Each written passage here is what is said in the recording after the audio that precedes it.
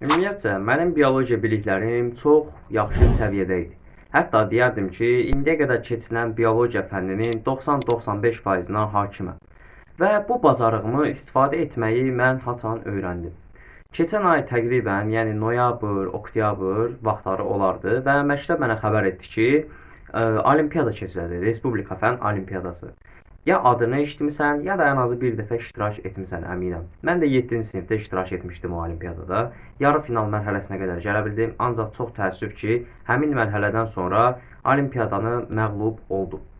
Ancaq bu yeni fürsət mənə qapı açdı ki, biologiya biliklərimin nə qədər inkişaf etdiyini öyrənim, həm də məktəb proqramı olmadan da nə qədər biologiya bildiyimə hakim olum. Ona görə mən Respublika fənn olimpiyadasına yazılmağa qərar verdim. Yazıldığım anda biraz həyəcanlı idim. Yəni hər şey ola bilərdi. Asan suallar, çətin suallar, keçmədiyimiz mövzular, ayrı-ayrı yerlərdən suallar düşə bilərdi. Və ilk olimpiyada günü gəldi. İlk turu məncə hamı bilir, məktəb turudur. Məktəb turundan çox şagird keçir və mən də bu turu rahatlıqla keçə bildim. İlk tur biraz çətin idi. Sualların haqqına girməyəcəm. Biraz çətin idi və mənim fikrimcə dəqiq məlumat deyil, ancaq eşitdiyimə görə biologiya fənninin sualları başqa bir yerdən, başqa dildə tərcümə edilmiş şəkildə götürülmüşdü. Yəni məktəb proqramına qeyri-uyğun suallar idi. Adı üstündə olimpiyada sualları. Ancaq yenə də şansımı yoxlamaq pulsuz idi və mən şansımı yoxlamaq istədim.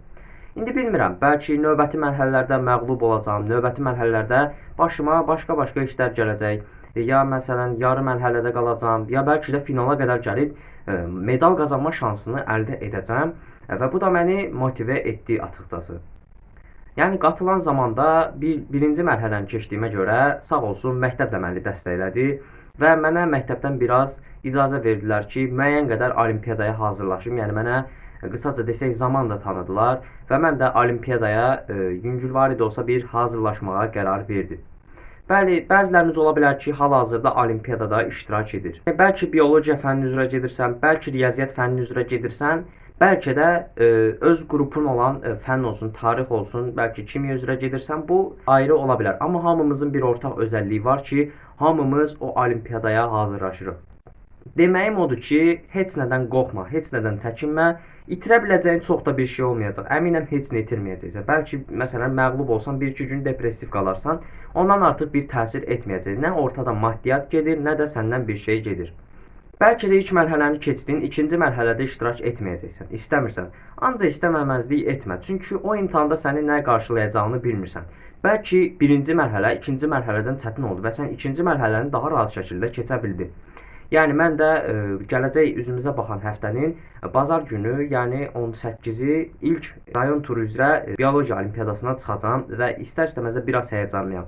Həm buraxılışın həyəcanı, həm blokun həyəcanı, həm 11-ci sinifin verdiyi həyəcan, həm də olimpiyada həyəcanı üst-üstə gələndə istər-istəməz mental yorğunluq insanı da tutur.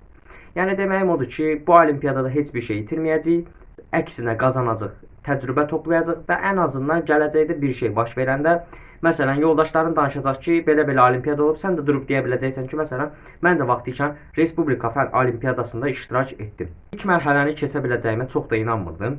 Ancaq sualların belə açıqlamasını vermək istəsəm, məsələn, gələn il sən də olimpiyadaya qatılacaqsan, 10-cu sinifsən və ya 9-cu sinifsən, fərq etməz. Bu il şansını qaçırdın, amma gələcək il qatılacaqsan və ya önümüzdə başqa olimpiyadalar ola bilər, onlara qatıla biləcəksən.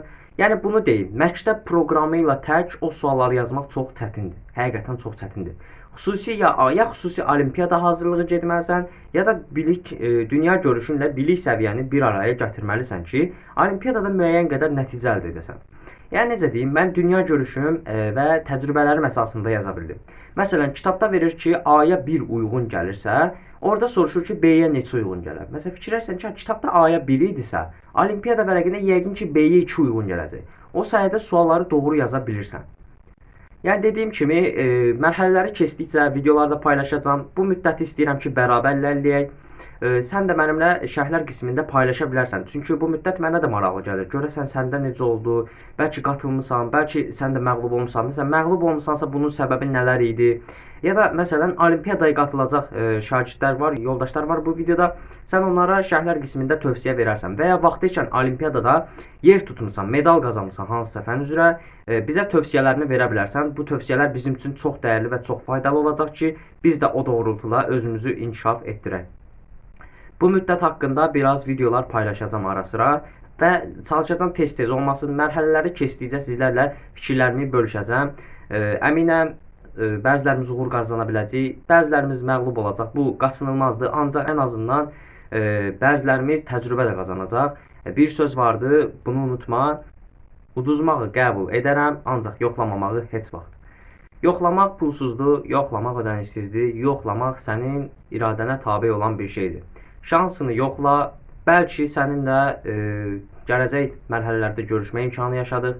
Bəlkə mən medal qazandım və bu medalın uğurunu bu kanalda paylaşdım. Bəlkə gələcək mərhələni keçə bilmədim və olsun yəni, yenə də olsun. Mənim üçün heç bir fərqi yoxdur.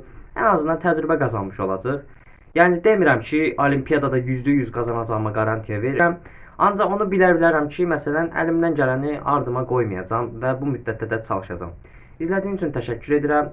Mənə və alqoritmaya dəstək olmaq məqsədilə kanala abunə ola bilərsən. Sağ ol. Uğurlar.